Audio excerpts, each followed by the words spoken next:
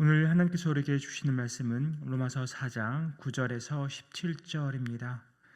로마서 4장 9절에서 17절을 함께 교독하시겠습니다. 제가 먼저 9절 봉독합니다.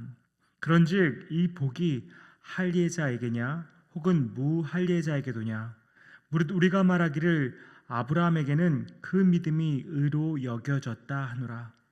그런즉 그것이 어떻게 여겨졌느냐, 할례시냐 무할례시냐, 할례시가 아니요 무할례시니라. 그가 할례의 표를 받은 것은 무할례시의 믿음으로 된 의를 인친 것이니, 이는 무할례자로서 믿는 모든 자의 조상이 되어 그들도 의로 여기심을 얻게 하려 하심이라. 또한 할례자의 조상이 되었나니 곧 할례 받을 자에게뿐 아니라 우리 조상 아브라함이 무할례시에 가졌던 믿음의 자취를 따르는 자들에게도 그러하니라. 아브라함이나 그 후손에게 세상의 상속자가 되리라고 하신 언약은 율법으로 말미암은 것이 아니요 오직 믿음의 의로 말미암은 것이니라. 만일 율법에 속한 자들이 상속자이면 믿음은 헛것이 되고 약속은 파기되었느니라.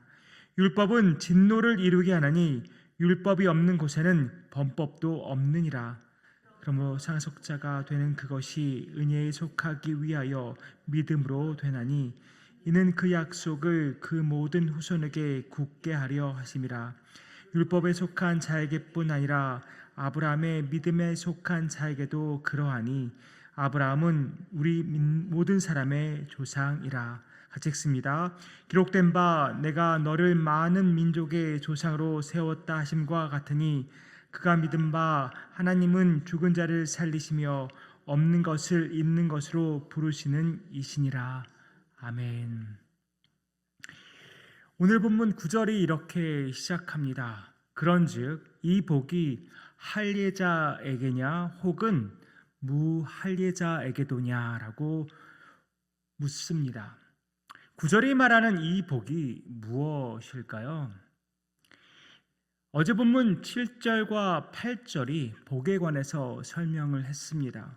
세 번째로 제가 다시 한번 읽어드립니다. 하나님께서 잘못을 용서해 주시고 죄를 덮어 주신 사람은 복이 있다. 주님께서 죄 없다고 인정해 주실 사람은 복이 있다. 잘못을 용서받고 죄가 덮음을 받는 복, 죄를 지었음에도 죄가 없다고 의롭다고 인정받는 복을 말합니다. 그런데 이 복이 할례자에게 주어지느냐 아니면 무할례자에게도 주어지느냐, 이런 질문을 지금 바울이 제기하고 있는 것입니다. 바울은 왜 이런 질문을 하고 있는 것일까요? 바울은 앞서서 아브라함은 행위로서가 아니라 믿음으로 의로움을 받았다고 말했습니다. 그런데 유대인에게는 할례가 너무나 중요한 것입니다. 그래서 그들은 믿음에 할례가 포함되어 있다고 주장합니다. 다시 말해서 할례를 받지 않으면 의롭다 하심을 받을 수도 없고 구원을 받을 수도 없다고 말하는 것입니다. 이것은 은근슬쩍 믿음을 행위로 대체하거나 혹은 믿음에다가 어떤 행위를 더하는 것이 됩니다. 바울은 이러한 모든 관점이 잘못된 것이라고 오늘 본문을 통해 설명하고 있습니다. 9절부터 11절의 말씀을 종합해 보면 이렇습니다. 아브라함의 믿음이 의로 여겨졌는데 그것이 할례 받기 전, 다시 말해서 무할례 때 이미 그렇게 인정받았다는 것입니다. 그래서 할례는 그의 의롭다 하심의 표이고 또 인침이라는 말입니다. 하나님께서 왜 그렇게 하셨다고 말씀합니까? 이는 무할례자로서 믿는 모든 자의 조상이 되어 그들도 의로 여기심을 얻게 하려 하심이라. 창세기 17장에서 아브라함이 할례를 받았습니다.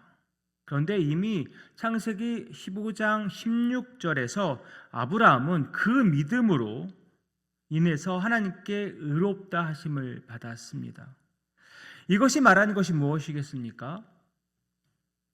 할례를 받은 유대인이나 할례를 받지 않은 이방인이나 오직 믿음을 통해 의롭다함을 받는다는 것입니다. 따라서 할례는 의롭다 하심을 받는 것과 구원과 상관이 없다는 말입니다. 그럼 율법은 어떨까요? 13절이 이 질문에 대해서 이렇게 답합니다. 세 번역으로 읽어드립니다. 아브라함이나 그 자손에게 주신 하나님의 약속, 곧 그들이 세상을 물려받을 상속자가 되리라는 것은 율법으로 말미암은 것이 아니라 믿음의 의로 말미암은 것입니다. 하나님은 모세에게 율법을 주시기 한참 전에 아브라함과 약속을 맺으셨습니다. 따라서 이 율법이 하나님께서 오래전에 이미 체결하신 약속하신 그 언약을 바꾸거나 절대 폐할 수 없다는 것입니다.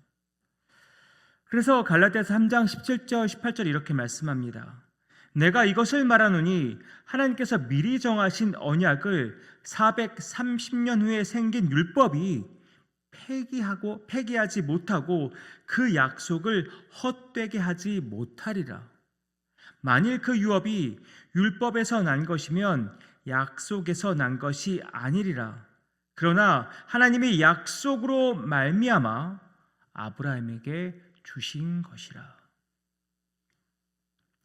젖과 꿀이 흐르는 가나안 땅을 아브라함과 그 자손에게 주시겠다는 약속, 또한 아브라함의 후손을 통해서 큰 민족을 이루시겠다는 약속, 또한 세상 모든 민족이 아브라함을 통해서 복을 받게 될 것이라는 이 모든 약속 하나님이 하셨습니다. 근데 그 약속을 언제 하셨다고요? 율법을 주시기 전에, 그것도 한참 전에 이 모든 약속을 하나님께서 하셨습니다. 따라서 14절 말씀처럼 율법에 속하여 율법을 의지하는 자들이 만약 상속자가 된다면 믿음은 헛것이 되고 맙니다. 또 그 약속도 무효가 되는 것이죠. 결국 율법은 구원에 이르게 하는 길이 될 수 없다는 말입니다. 율법을 지키는 것으로 구원을 받는다면 어느 누가 구원을 얻을 수 있겠습니까? 어느 누가 완벽하게 율법을 다 지켜서 의롭다고 인정받을 수 있겠습니까? 그야말로 율법은 내가 죄인임을 드러내는 것입니다. 율법은 내가 구제불능인 것을 똑똑히 보여주는 것입니다. 오늘 본문의 핵심을 16절이 말씀하고 있는데요. 제가 우리말 성경으로 읽어드립니다. 그러므로 약속은 믿음으로 말미암습니다. 이는 아브라함의 모든 후손 곧 율법을 따라 사는 사람뿐 아니라 아브라함의 믿음을 따라 사는 사람들에게도 은혜로 이 약속을 보장해 주시기 위한 것입니다. 아브라함은 우리 모두의 조상입니다. 약속이 믿음으로 말미암아야만 은혜가 되는 것입니다. 할례를 행하거나 율법을 순종함으로써 구원을 얻는 것이 아니라 우리에게 구원이 보장되어 있다는 그 하나님의 약속을 신뢰하고 의지함으로써 우리가 그 구원을 얻을 수 있다는 것입니다. 유대인이든 이방인이든 상관없습니다. 하나님의 이 약속을 믿는 모든 자에게 해당되는 것입니다. 그래서 아브라함은 우리의 모든 사람의 조상이 되는 것입니다. 그럼 이렇게 말씀하신 분도 계실 수 있겠습니다. 믿음도 행위 아닌가요? 내 의지로 믿어서 의롭다함을 받고 구원받은 것 아닌가요? 17절부터 이어지는 말씀은 아브라함이 구체적으로 무엇을 어떻게 믿었는지를 묘사하고 있습니다. 그러면 아브라함의 이 믿음 어디에서 비롯된 것일까요? 아브라함 자신에게서 이 믿음이 나온 것일까요? 절대 그렇지 않습니다. 하나님께서 아브라함을 그렇게 만들어 가신 것입니다. 아브라함이 그런 믿음을 가진 것은 그의 의지가 아니라 그를 그렇게 만드신 하나님의 능력입니다. 다르게 표현하면 하나님의 은혜입니다. 우리도 마찬가지입니다. 율법으로 우리 삶을 비춰보면 죽어 마땅한 자들입니다. 그야말로 구제불능입니다. 그러나 나를 위해서 십자가에서 죽으신 예수 그리스도를 믿음으로 나의 모든 죄가 씻겨지고 의롭게 된 것입니다. 그것을 믿음으로 우리는 하나님께서 우리에게 약속하신 구원을 은혜로 얻었습니다. 성도님들, 여러분이 노력해서 믿게 되셨습니까? 믿어야지 안간힘을 써서 믿게 되셨습니까? 우리 모두는 성령의 역사로 믿게 된 것입니다. 그래서 이 믿음마저도 하나님의 선물인 은혜인 것입니다. 우리 입장에서 우리 구원에 대해 내세울 것이 아무것도 없습니다.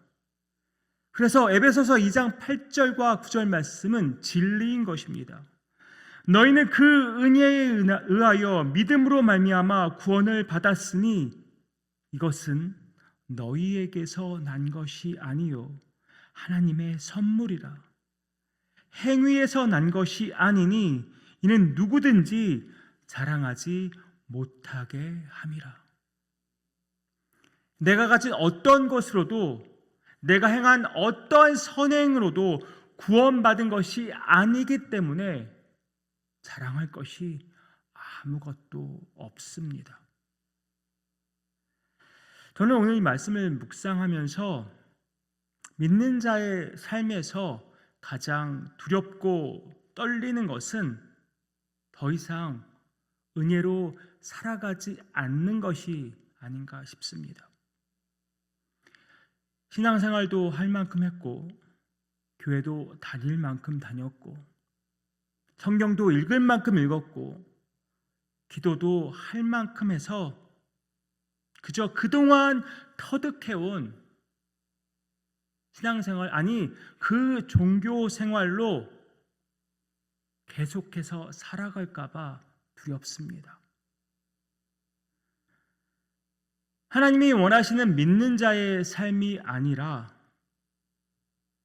내가 만든 종교인의 그러한 삶을 살아갈까 봐 두렵습니다.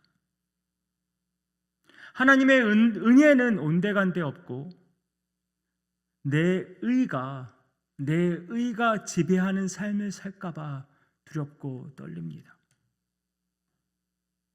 내가 이 정도로 신앙생활을 하니까 구원받는 것 당연한 것 아닌가 그렇게 착각하고 살까 봐 두렵습니다. 사랑하는 성도님들, 우리는 죄를 용서함 받고 의롭다함을 받은 그런 놀라운 복을 받은 사람들입니다. 은혜에 의하여 믿음으로 말미암아 구원을 받은 사람들입니다. 주의 은혜를 한없이 받은 사람들입니다. 오직 그 은혜가 내 삶의 동력이 되기 원합니다. 그 은혜를 주신 주님만이 내 삶의 이유요 목적이 되기 원합니다. 우리 모든 사람의 조상인 아브라함에게 주신 그 약속을 하나님께서 신실하게 이루셨고 지금도 이루어 가시고 앞으로도 신실하게 이루실 것입니다. 오직 그 하나님, 오직 그 은혜의 하나님만을 의지하면서 또 오늘도 우리에게 베푸실 그 놀라운 은혜를 기대하면서 오늘도 오직 은혜로만 살아가는 저와 여러분 되기를 주님의 이름으로 축복합니다. 기도하겠습니다. 아버지 하나님, 오직 은혜로 우리를 택하시고 또 우리를 구원하신 그 놀라운 은혜를 다시 한번 묵상합니다. 내가 잘나서가 아니라 내가 행한 어떠한 행위로서가 아니라 오직 그 믿음으로 구원받았음을 다시 한번 깨닫습니다. 근데 그 믿음마저도 주님의 선물임을 깨닫습니다. 그러기에 주님, 우리는 정말 주님의 그 놀라운 은혜, 한이 없는 은혜로 살림을 받았고 구원받았고 정말 죄인인데 의인이라고 칭함을 받고 살아가고 있습니다. 주님, 그 은혜를 놓치지 않게 하여 주시옵소서. 오직 그 은혜만 붙잡고 살아가게 하여 주시옵소서. 나에게 집중하는 삶이 아니라 오직 그 은혜를 베푸신 주님께만 집중하는 삶 살아가게 하여 주시옵소서. 이 모든 말씀 예수 그리스도의 이름으로 기도하옵나이다. 아멘.